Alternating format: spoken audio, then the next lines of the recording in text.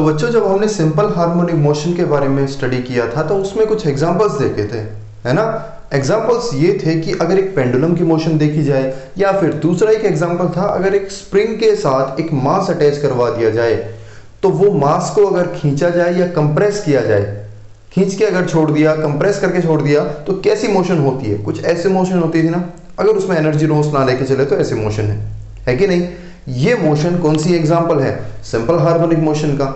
तो इस केस को जस्ट हमने एग्जांपल के रूप में देखा था, बट हमने ये नहीं पढ़ा था कि कितने टाइम तक वो मोशन चलेगी या किस फ्रीक्वेंसी से मोशन चलेगी, है कि नहीं। तो वो दोनों चीजें पढ़ने के लिए हम ये टॉपिक पढ़ने वाले हैं, oscillations due to a spring. Exam point of view से और न्यूमेरिकल के हिसाब से, दोनों चीजों के हिसाब से ये टॉपिक जो है बेहद इंपॉर्टेंट है। इजी भी है, इंपॉर्टेंट भी है। कैसे, देखो डायग्राम बना लेते हैं हर बार की तरह। डायग्राम में हमने क्या दिखा रखा है, 3 डायग्राम बना के चल रहे हैं। एक स्प्रिंग है, स्प्रिंग के साथ कोई भी मास अटैच करवा रखा है, मास जिसका कि क्या है m। पहला डायग्राम ये शो कर रहा है कि ये जो मास है ये मीन पोजीशन पे रखा हुआ है, x = 0। जहां मीन पोजीशन होती है वहां पे एनर्जी, वहां पे जो फोर्स होता है, फोर्स ड्यू टू स्प्रिंग, वो 0 होता है। स्प्रिंग के अंदर जो फोर्स आता है वो किस वजह से आता है, इसको स्ट्रेच या कंप्रेस करने से, यानी कि उसकी जो इक्विलिब्रियम पोजीशन है वहां से हम हटाने की कोशिश करेंगे तो स्प्रिंग एक रीस्टोरिंग फोर्स जनरेट करता है, ये हम जानते हैं, है ना। तो सबसे पहले मीन पोजीशन पे जब फोर्स 0 है, मास m है, x 0 है, x 0 यानी कि मीन पोजीशन पे जब पार्टिकल रखा हुआ है तो उस केस में ये कहां पे चीज है, ये इक्विलिब्रियम के अंदर, ये जो पार्टिकल है ये इक्विलिब्रियम के अंदर रखा हुआ है। दूसरा डायग्राम ये दिखाना चाह रहा है कि इस मास को हम खींच के यहां पे ले गए, कितने डिस्टेंस दूर, x distance from the mean position. तो जाहिर सी बात है अगर हम मास को खींचना चाहेंगे तो स्प्रिंग उसको रिस्टोर करना चाहेगा, यानी कि उसके अंदर एक रिस्टोरिंग फोर्स लगेगा। कितना फोर्स है, F = -kx। स्प्रिंग के केस में हम ये भी जानते हैं डायरेक्शन कहां होगी, मीन पोजीशन की तरफ, इसीलिए तो ये साइन नेगेटिव है। आई बात समझ में। ये एग्जांपल किसका है, इसको हमने थोड़ा सा स्ट्रेच कर रखा है, खींच रखा है। तीसरा डायग्राम क्या बना लेंगे, इस बॉक्स को कंप्रेस कर दिया, यहां कितनी डिस्टेंस दूर, ये x आगे गए थे, ये x पीछे ले आए, कंप्रेशन का ये है। अब यहां पे फोर्स कहां लगेगा, अगर इस चीज को कंप्रेस कर रहे हैं तो स्प्रिंग क्या कोशिश करेगा, दोबारा धक्का मारने की, यानी कि उसको दोबारा से restore for the mean position. तो यानी कि फोर्स इस बार इस डायरेक्शन में लगेगा। ये नेगेटिव साइन फिर से यही दिखा रहा है कि ये जो डिस्प्लेसमेंट यहां से यहां है, इस डिस्प्लेसमेंट के अपोजिट फोर्स है। ऐसे ही ये इस डिस्प्लेसमेंट के अपोजिट है। ये फोर्स हमेशा अपोजिट, किसके अपोजिट दिखा रहा है, F अपोजिट टू x, यानी कि डिस्प्लेसमेंट के अपोजिट। आई बात समझ में। अब देखो शुरुआत की जो 2-3 लाइन है वो हम पहले कर चुके हैं, दोबारा इसलिए लिखी है कि आपको थोड़ा सा रिवाइज हो जाए और चीज समझने में थोड़ी तकलीफ ना हो। कैसे कर रहे हैं, हम जानते हैं कि रीस्टोरिंग फोर्स जो होता है स्प्रिंग के ऊपर वो कितना होता है, F = -kx। ये बात तो बहुत पहले से जानते हैं हम। एक बात जो इससे भी पहले से जानते हैं वो क्या, F = ma। फोर्स किसके इक्वल होता है, मास इनटू एक्सेलरेशन। यानी कि दूसरी इक्वेशन हमने क्या लिख दी, we know that F = ma × a। अब एक्सेलरेशन के बारे में उससे पहले से जानते हैं, वो क्या चीज है, a = d2x/dt²। यानी कि पोजीशन का अगर 2 बार डिफरेंशिएशन कर दूं विद रिस्पेक्ट टू टाइम, एक बार किया तो क्या आएगा वेलोसिटी, दूसरी बार फिर से कर देंगे तो क्या आ जाएगा, एक्सेलरेशन। तो a को हमने किसके को लिख लिया, d2x/dt²। करना क्या है, सिंपल सी चीज है, ये भी फोर्स है, ये भी फोर्स है, कंपेयर कर दिया। कंपेयर करने के बाद क्या आ गया, m × d2x/dt² = -kx। यहां से m को इधर ले आएंगे तो ये चीज आ गई। अब इसके बारे में हम जानते हैं, हमने किसके इक्वल लिखा था, इसको ओमेगा स्क्वायर के इक्वल लिख दिया था, k/m। जहां पे ओमेगा की वैल्यू कितनी है, अगर ओमेगा की वैल्यू पता लगाना चाहूं तो क्या हो जाएगा, √k/m। क्या ये बात जानते हैं हम, जब इसका स्क्वायर करेंगे तभी तो k/m आएगा, अंडर रूट हट जाएगा। यानी कि इसको ओमेगा स्क्वायर के इक्वल लिख दिया तो ये क्या चीज आ गई, -ω²x। यहां से हमें यहां तक इस डेरिवेशन का कोई मतलब नहीं था, हमें मतलब था इस ओमेगा के बारे में जानने से। ओमेगा क्या होता है, एंगुलर वेलोसिटी। यानी कि ये इक्वेशन किसी भी पार्टिकल की SHM को तब फॉलो करेगी जब कोई भी पार्टिकल इस ओमेगा एंगुलर वेलोसिटी से मूव करता रहेगा। अब यहाँ पे तो एंगुलर वेलोसिटी का कुछ काम ही नहीं आ रहा, एंगुलर वेलोसिटी के लिए तो सर्कुलर मोशन होना जरूरी है ना। यहाँ पे क्या मतलब है इसका, थोड़े टाइम पहले जाओ, 1 या 2 दिन पहले के लेक्चर में यूनिफॉर्म सर्कुलर मोशन के बारे में बात की थी, है कि नहीं। वहां पे उसकी परछाई देख के चल रहे थे, उसकी प्रोजेक्शन, जैसे जैसे पार्टिकल मूव कर रहा है उसकी जो परछाई है, प्रोजेक्शन है, एक्स एक्सिस पे मूव कर रही है। लेकिन पार्टिकल एक्चुअल में सर्कुलर मोशन में मूव कर रहा है, और सर्कुलर मोशन में जो वेलोसिटी होती है एंगुलर वेलोसिटी, है ना। यानी कि ये जो एंगुलर वेलोसिटी दिखा रहा है वो सर्कुलर मोशन की बात हो रही है। आ रही है बस समझ में। यानी कि पार्टिकल SHM को तब फॉलो करेगा जब ये एंगुलर वेलोसिटी हो। यानी कि मैं कह सकता हूं कि बॉडी विल एग्जीक्यूट SHM जब टाइम पीरियड कितना हो, टाइम पीरियड कितना हो, टोटल एंगुलर वेलोसिटी कितनी है ओमेगा, टोटल डिस्टेंस कवर कितना कर रहा है, अगर एंगुलर डिस्टेंस की बात करूं तो यहां से चल के दोबारा आके यहां पे आ गया 360 का एंगल, यानी कि टोटल एंगल कितना कवर किया, पाई की टर्म में देखूं तो 2 पाई। यानी कि टाइम पीरियड निकालना है, simple linear distance, time linear time निकालते हैं तो linear distance upon velocity. Distance क्या होता है, वेलोसिटी इनटू टाइम, यानी कि टाइम क्या हो जाएगा, डिस्टेंस अपॉन वेलोसिटी। जब एंगुलर केस की बात कर रहे हैं तो angular distance upon angular velocity. Angular distance कितना है 2 पाई, एंगुलर वेलोसिटी कितनी है ओमेगा, यानी कि टाइम कितना होना चाहिए SHM एग्जीक्यूट करने के लिए 2 पाई अपॉन ओमेगा। क्या ये बात आई समझ में। टोटल डिस्टेंस 2 पाई और टोटल एंगुलर वेलोसिटी कितनी हो जाएगी ओमेगा। ठीक है भाई, ये आ जाएगा इसका टाइम पीरियड। ओमेगा की वैल्यू अभी अभी पता लगाई है हमने, √k अपॉन m, यानी कि 2 pi upon √k upon m। ये आ गया आपके पास टाइम पीरियड निकालने का फॉर्मूला। ठीक है भाई। अब एक और टर्म आती है फ्रीक्वेंसी करके। फ्रीक्वेंसी होती है नंबर ऑफ ऑसिलेशंस पर सेकंड। 1 सेकंड में कोई भी पार्टिकल कितनी ऑसिलेशंस कर रहा है, ये क्लास में भी हमने इस चीज के बारे में पढ़ा है। ठीक है, अगर फ्रीक्वेंसी निकालना चाहूं, फ्रीक्वेंसी को लिखते हैं ये म्यू से।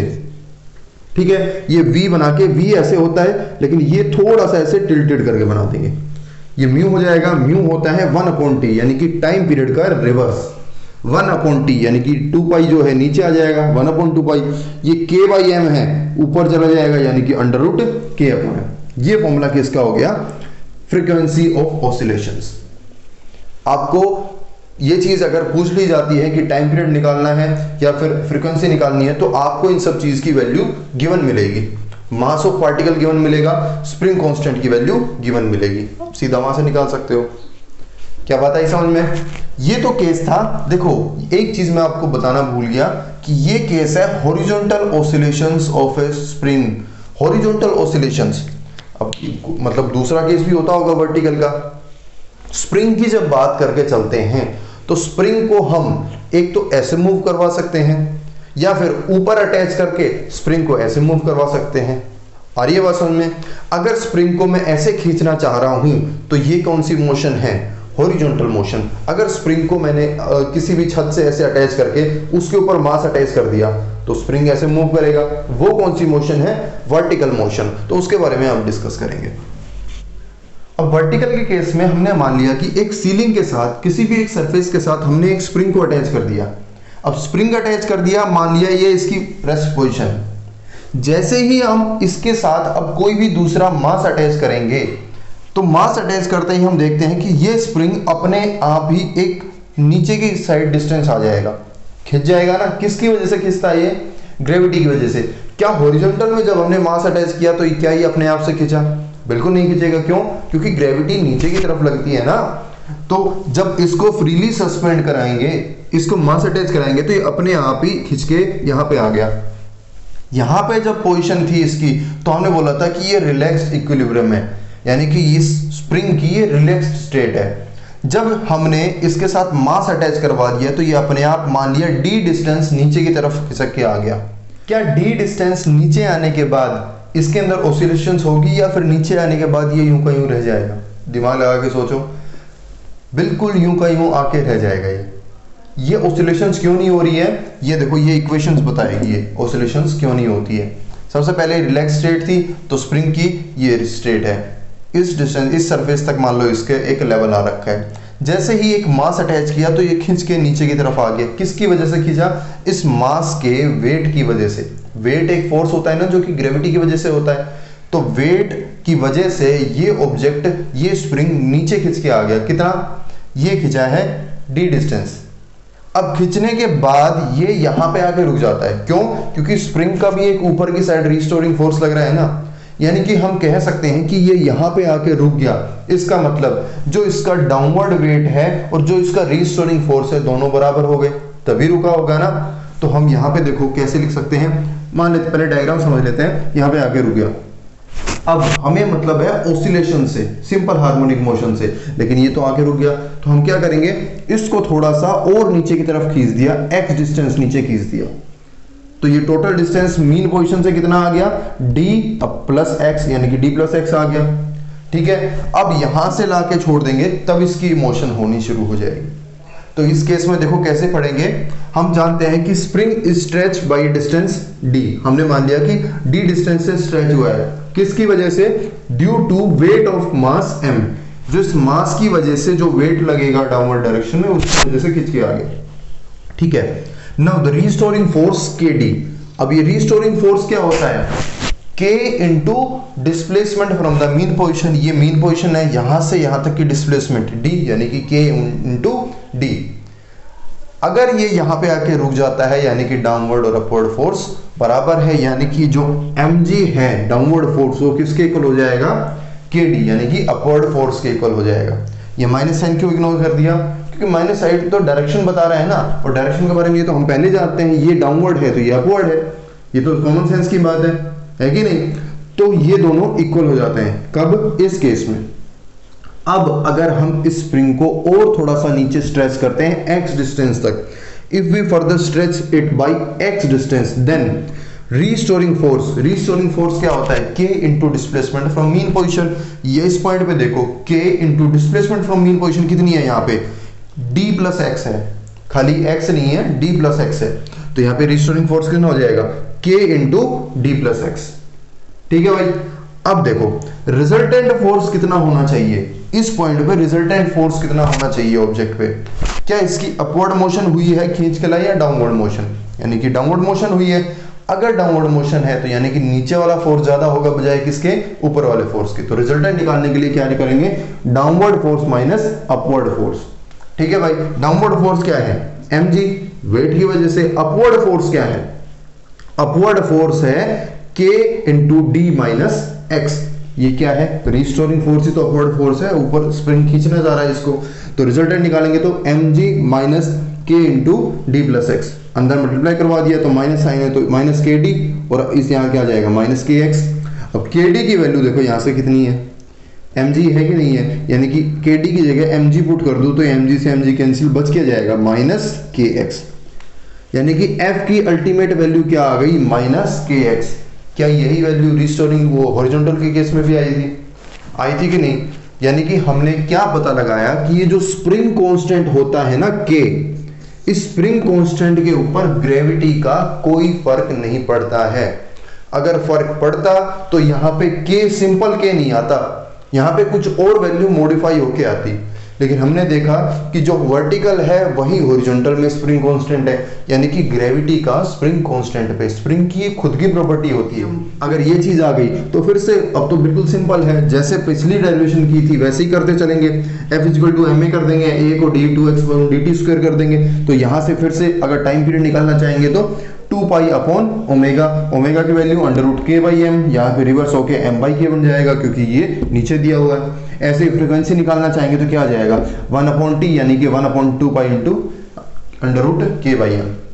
ठीक है भाई, ये वही केस आ गया ना जो हम हॉरिजॉन्टल के केस में लेके चल रहे थे। हमें ये मतलब था, ये जानना था क्या स्प्रिंग हॉरिजॉन्टल में अलग बिहेव करता है, वर्टिकल में अलग बिहेव करेगा, या दोनों में सेम बिहेवियर रहता है। लेकिन हमने पता क्या लगाया? दोनों में उसका जो स्प्रिंग कांस्टेंट होता है उसकी वैल्यू चेंज नहीं होती। वहां k था तो यहाँ भी k ही है।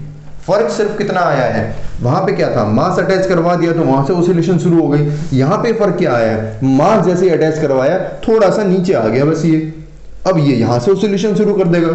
बात तो वही चीज है ना, k की वैल्यू तो वही है। आई बात समझ में? तो ये केस थे दो, एक हॉरिजॉन्टल का, एक वर्टिकल कंपोनेंट। नेक्स्ट लेक्चर में हम देखेंगे कि इनका जब कॉम्बिनेशन कर देते हैं, यहाँ पे एक स्प्रिंग की बात हो रही है, लेकिन एग्जाम्स में जो न्यूमेरिकल्स आते हैं उनमें ट्रिक करके थोड़ा सा एक की जगह दो स्प्रिंग को यूज कर लेते हैं कि अगर यहाँ पे दो स्प्रिंग, एक स्प्रिंग यहाँ, एक स्प्रिंग यहाँ, या फिर इस स्प्रिंग के नीचे एक और स्प्रिंग लगा दिया, तब क्या वैल्यू होगी। तो ये सब चीजें हम अगली अपनी वीडियो में डिस्कस करेंगे। ठीक है, all the best, thank you.